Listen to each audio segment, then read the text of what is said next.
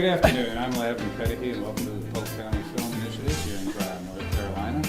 Today with us we have Bo Minitry and Kirk Gollwitzer, two of the co-founders of PCFI, and a special guest, Nikki Braendlin, writer and director of As High as the Sky. Yes, How are you doing today, Thank you. Nikki? Hi, good. Thank you guys for having me. We just wanted to ask initially what your ties are here to Tryon, North Carolina, Polk County, because we are, avid enthusiasts in bringing film here, and of course you do have a connection, and we'd like to know what that is. Yeah, this area is a special place in my heart personally and professionally because my best friend of 15 years, I call her my sister from another mister, a Scarlet Tap, sister from lives another here, mister. yes. Like that. And we met out in Los Angeles, and she's the one who got me writing and acting and everything. And so it's extra special to come here and show the film. That would never be had I never met her, probably. So how is everything going with As High as the Sky, and along your timeline, and in talking in the industry sense, how is your distribution going, or how is it going? Tell how you plan. Yeah, I mean, we feel very fortunate just to have found a distributor because there's so many films made nowadays with digital, which is wonderful, but then we're all clamoring for a spot on the distribution wheel, and we found a wonderful distributor, Cinema Libre Studio, and they normally they gravitate towards socially conscious documentaries. And they took on a few narratives, and we were one of them, and we had a referral to them. I shot it with Caroline Fogarty, who plays Margaret. We shot it in her house, and she's another one of my best friends. And people recognize her. She does a lot of national commercials. Okay, lotus flowers, let's breathe deeply. She always plays, she's this, little spunky redhead, so she does all these kind of broad comedic roles, and this was definitely a departure for her. So people recognize her from that, but in terms of being a name, she's not quite there yet. So that was one obstacle, that I knew going into it was going to be an issue, but I didn't really care at the time. I just wanted to make the movie that I wanted to make. Hey, why don't you tell us a little bit about the movie that you wanted to make? How did that come about? Yeah. What was the impetus that just, you might have been in something prior to doing this, and you made that jump? Right, well, I met Caroline, we were both actors. That's how I started out, and we were in a student film together a long time ago, way back.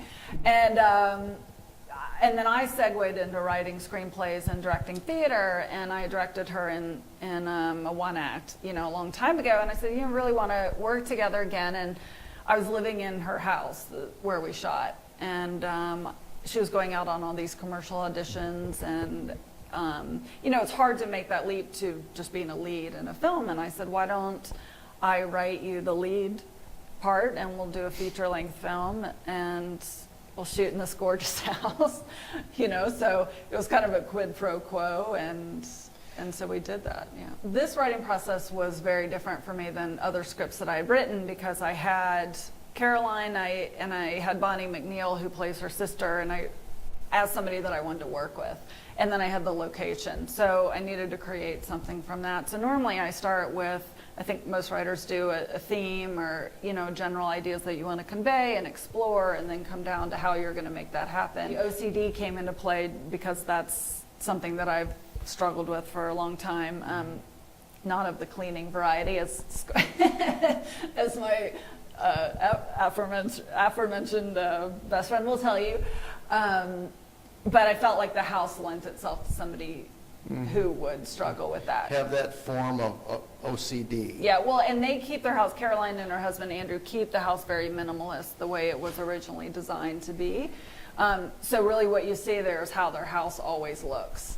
I bought maybe one rug, and I changed out 2 paintings that I made. And otherwise that's how it was. So it was really fortunate to have the location ahead of time, to be able to write the nuances into the script, so I knew what the different rooms looked like and kind of their little intricacies, and could try to use some of the nuances of the room and use the house as a character. Was the script developed amongst the actors with you, or?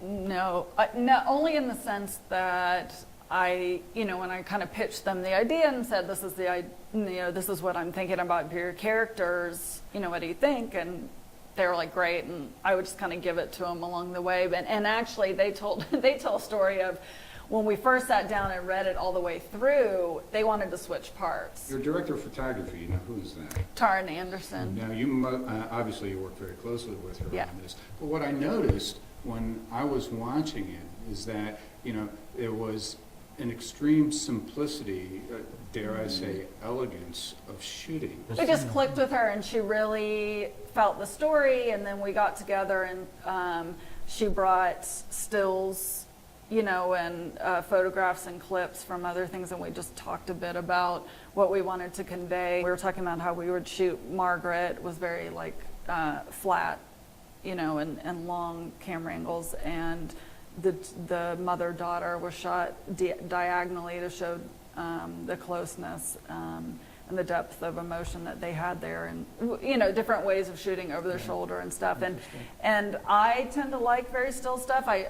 I told her, I said, I just do not like it when the camera goes in like dun dun. That could be dun. overdone so easily. Well, and I will say, I thought of it as kind of a sisterly family bonding movie, and at our first, right off the bat, our first, second, third screenings, people talked about it being a very healing, therapeutic film, and that we should reach out to mental health organizations. So I believe our distribution company is doing that, and people have said that it really helped them kind of process things in their own life. So that would be wonderful if that's an extension of the film. And I will say too, you were talking about walking into the film. Yeah.